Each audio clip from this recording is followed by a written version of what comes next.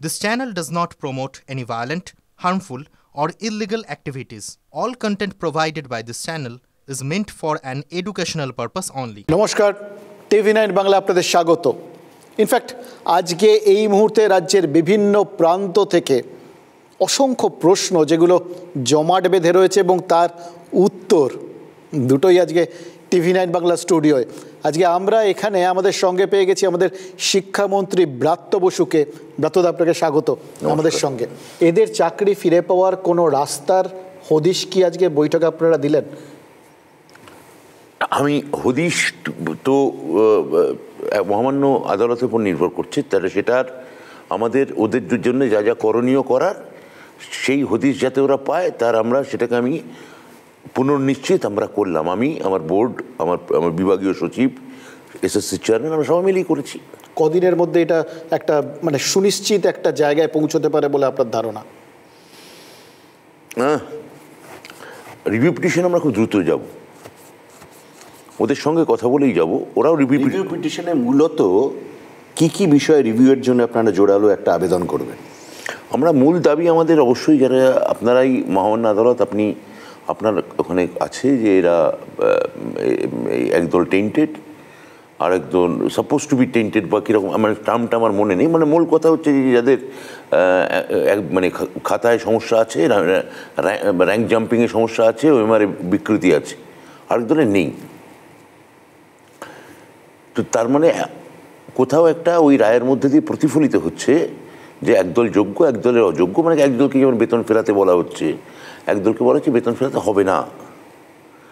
তাহলে এটার মধ্যে একটা ছোট পরিসর আছে যে মহামান্য আদালত আপনি যখন বলছেন হুজুর যে আপনারাই বলছেন যে একদল যেখানে বোঝা যাচ্ছে যে এদের খাতার ক্ষেত্রে কোনো সমস্যা নেই, কিন্তু হয়তো অন্য কোনো ব্যাপারে আপনাদের মনে, আদালতের মনে কোনো সংশয় আছে, সেইটুকু যদি পুনর্বিবেচনা করে এদের চাকুরি আবার আপনারা ফেরত দিতে পারেন।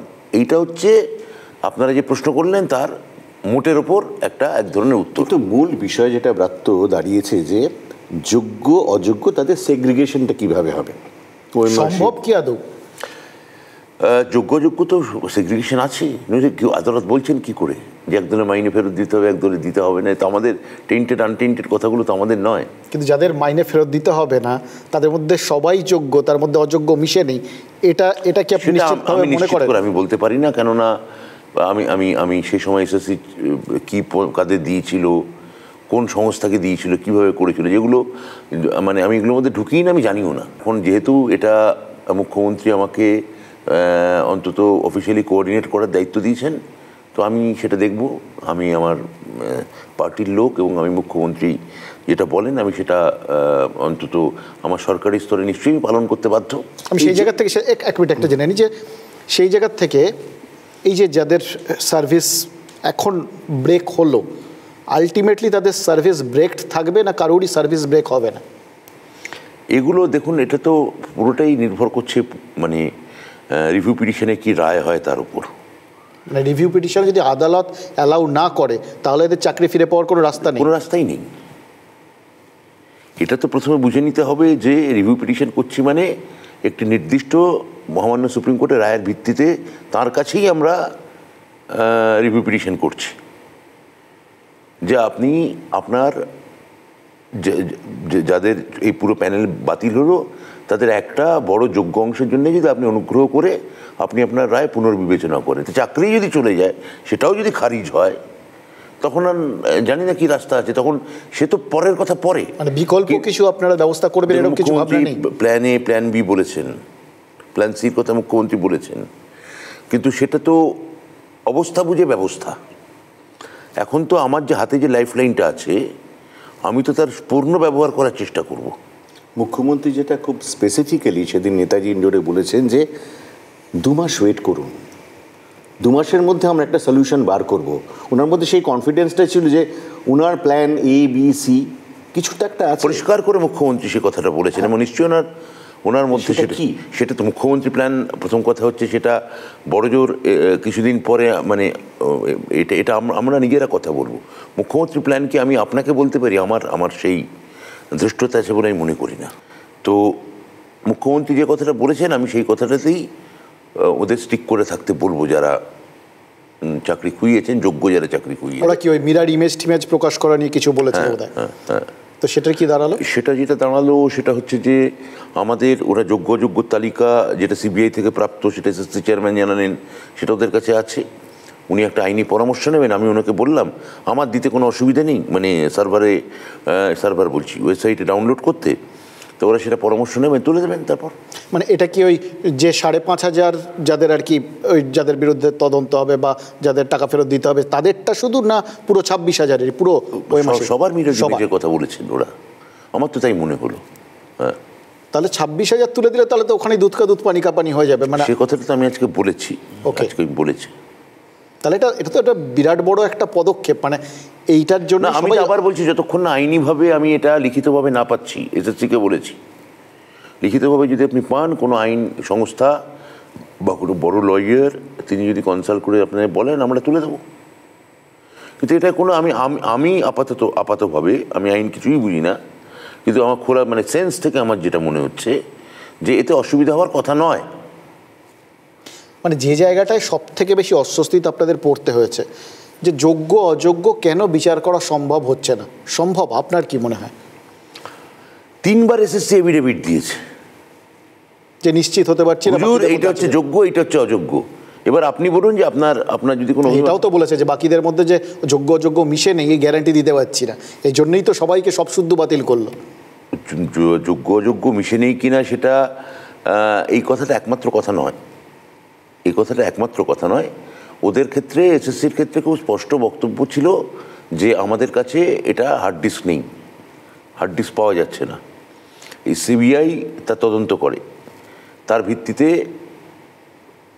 বেশ কিছু আধিকারিক সরকারি লোকজন তারা তাদের বিরুদ্ধে মানে জেলে যান, তার ট্রায়াল শুরু হয়েছে, প্লাস তারপর তাদের প্যানেল বাতিল হয়।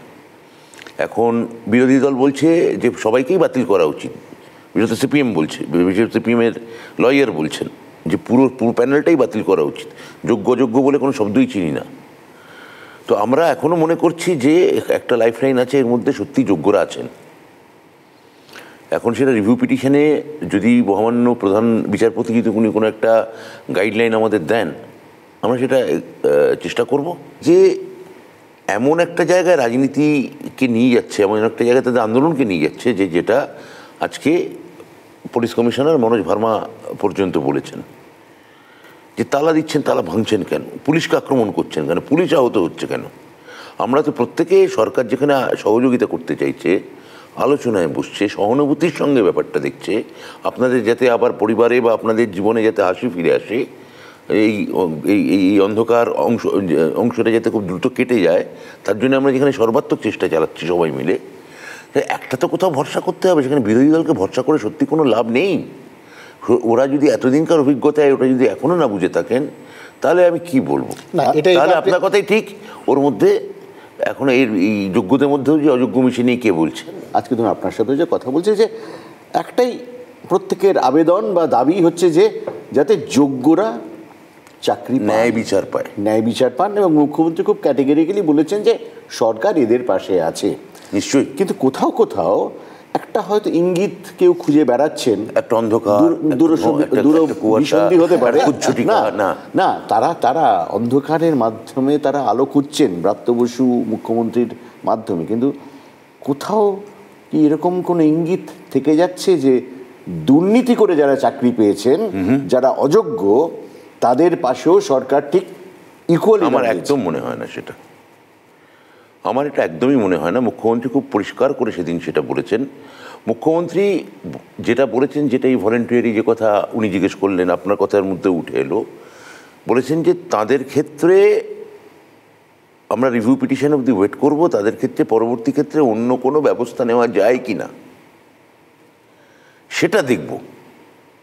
কিন্তু তাদের পাশে আছে সরকার একেবারে, অযোগ্যদের পাশে একদমই নেই। নেই। এই ভলেন্টারি আপনার যে প্রশ্নগুলো একটু আগে করলেন, স্বেচ্ছাশ্রম, ভলেন্টারি ইত্যাদি ইত্যাদি ইত্যাদি, সেটা আমার ধারণায় উনি যে আদালতের রায় চুকে বুকে যাক, আদালতের রায়ের মানে আমি বলতে চাইছি পুনর্বিবেচনার রায়, রিভিউ পিটিশনের রায় চুকে বুকে যাক, তারপর ওদেরটা নিয়ে ভাববো। আপনি তো একজন শিক্ষক, উনি সবাইকে চাকরি দিতে চান। হ্যাঁ, সেটা উনি বলেছেন যে আমি কারোর চাকরি যাক, আমি জীবনে কারোর চাকরি খাইনি। একটা বিভাজন ওদের মধ্যেই আছে, সেটা আপনি মেনশন করেছেন প্রেস কনফারেন্সে। সেটা একটু একটু কি আমরা জানতে পারি যে বিভাজনের ব্যাপারটা কি? বিভাজন মানে খুব সহজ, একদল সরকারকে বিশ্বাস করছে না, ছোট অংশ, আর একটা বড় অংশ সরকারকে বিশ্বাস করছে। এখন আমি আপনাকে মানে বিশ্বাস করি এই কথাটা বলার পর আমাদের ডায়লগ ফুরিয়ে যায়, কিন্তু আমি আপনাকে বিশ্বাস করি না এইটাকে যদি কেউ এক্সপার্টাইট করাতে চান তখন তাকে নানা রকম পন্থা নিতে হয়। এরা আবার যে ছোট অংশটা বিশ্বাস করেন না, তারা আবার এদের যাতে এরা অবিশ্বাসীর দলে চলে যায়, ইচ্ছুক অনিচ্ছুকের মতো বিশ্বাসী থেকে অবিশ্বাসী হয়, তারা সেটার জন্য একটা প্রয়াস চালাচ্ছে। ধরুন আমার মনে হলো যে আজকে তারা, আপনি যে প্রশ্ন করলেন জাস্ট উত্তর দিনই, যে ওরা আজকে দাঁড়িয়ে ক্যাটেগরিক্যালি এটাই বলতে চাইলেন যে আমাদের যে ছোট অংশটা আছে সেইটার ফাঁদে আমরা পা দেবো না। আশঙ্কার জায়গা আপনাদের আছে যে এই যে চাকরিহারা শিক্ষকদের সিম্প্যাথি ওয়েভ একটা ক্রিয়েট করবে পশ্চিমবাংলার বিভিন্ন ভোট কেন্দ্রে, এবং তাতে তৃণমূলের অস্বস্তিকর, আমি হারাহারি। তার মানে কি আপনি মনে করেন এই চাকরি তাদের চলে যাওয়ার ক্ষেত্রে নির্বাচনটা কি তাহলে একটা ফ্যাক্টর ছিল, যে এই বছর যাতে তৃণমূল আর একটু বিপাকে পড়ে? সুপ্রিম কোর্টের জাজমেন্ট নিয়ে আর কি বলবো আমরা, বলুন। সেখানে আবার তারা দুর্নীতির কথাগুলোকে হাইলাইট করছেন কেন? না, আমি বলছি যে এই একটা তো ঘটনা ঘটলো, সে যে কারণেই হোক, একটা কোনো হাইকোর্ট সুপ্রিম কোর্টের জাজমেন্টের কারণেই হয়েছে, কিন্তু যেহেতু রাজনৈতিক দল হিসেবে, প্রশাসক হিসেবে আপনাদেরকে ফেস করতে হচ্ছে, কোথাও কি অস্বস্তিকর জায়গা তৈরি হচ্ছে কিনা? কেন আফটার অল শিক্ষক ব্যাপারটাই আমাদের পশ্চিমবঙ্গের সমাজে অন্তত একটা অন্যরকম জায়গায় আমরা রাখি শিক্ষকদের, তো সেখানে কোথাও অস্বস্তিকর জায়গা রাজনৈতিকভাবে তৈরি হচ্ছে কিনা সেটাই জানতে চাইছি।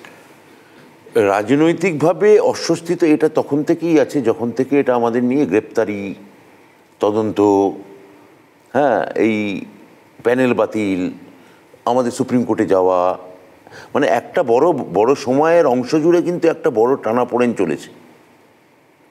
আপনি যেটা বলছেন অস্থিরতা বা এক ধরনের উচ্চাবচতা বা এক ধরনের মানে কি বলবো, মানে এলোমেলো হয়ে যাওয়া, সেটা কিন্তু এটা এই যে কেবলমাত্র এই দিনের রায়ে প্রতিফলিত হলো তা নয়। গ্রেপ্তারির পরে যখন এই ঘটনা প্রথম এক্সপোজড হয় ইত্যাদি, পরেও বেশ কয়েক 24-এ নির্বাচন হয়েছে। তার আগেও এই প্রশ্ন ছিল যে এই ঘটনা কি তাহলে 24-এর নির্বাচনকে প্রভাবিত করতে পারে? যে কোনো ঘটনা যখন ঘটছে, যে কোনো ঘটনার আসল মাপকাঠি কি নির্বাচন? একদম না, একেবারে না।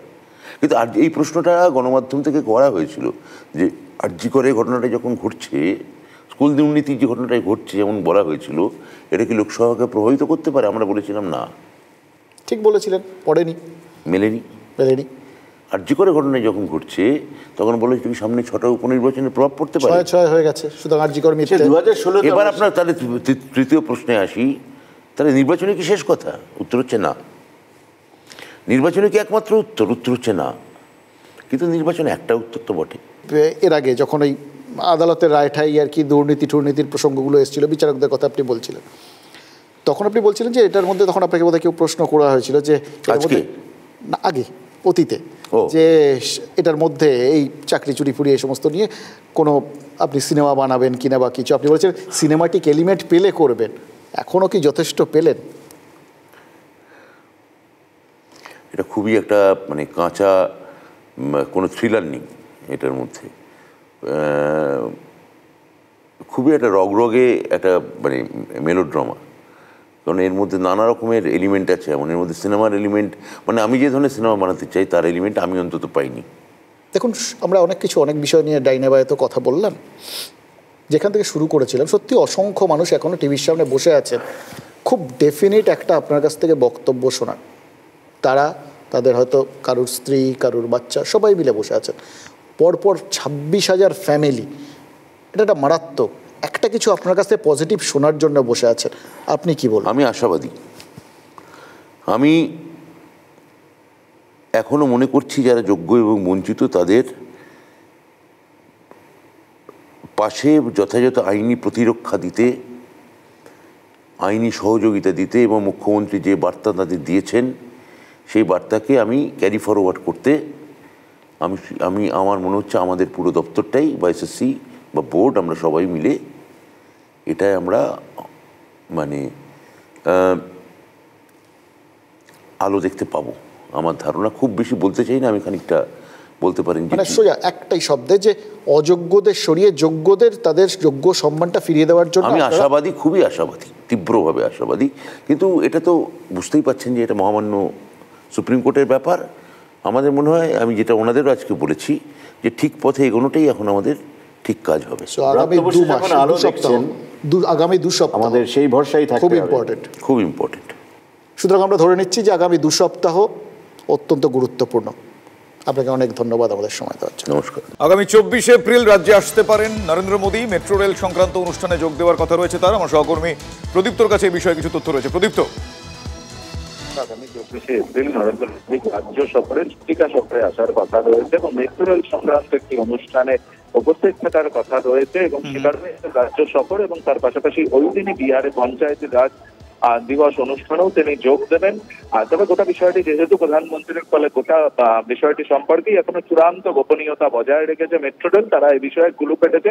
যদিও সূত্র মারফত জানা যাচ্ছে যে প্রধানমন্ত্রী ঝটিকা সফরে এসে ফ্লাইট থেকে শিয়ালদার যে মেট্রো সম্প্রসারণ হচ্ছে তা উদ্বোধন করবে। ধন্যবাদ প্রদীপ্ত।